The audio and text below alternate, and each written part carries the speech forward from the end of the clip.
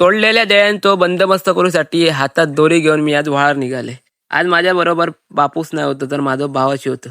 पटापट निघाला व्हाळाच्या दिशेने. कारण सगळे देळे तोडलेले असत त्यांची कवळात टाकूची असत कोपऱ्यात.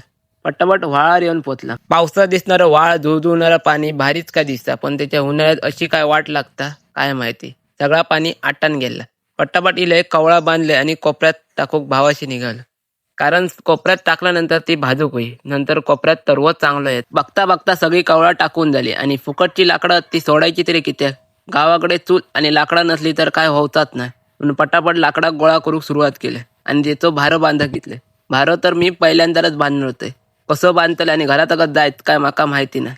एका साईडचे डेळे तोडून झाले तर दुसऱ्या साईडचे डेळे तोडूचे होते ते सगळे कोपऱ्यात येत होते. त्यांचं सुद्धा पुढे नायनाट करूचो असं. पटापट गेलं आणि भारं बांधलंय आणि आता मी घरात जाऊन निघाले. भारो घराकडे जातलो का काय माहिती. भावाशीन तसंच माझ्या डोक्यावर उचलल्यान आणि मी घराच्या वाटेक निघाले.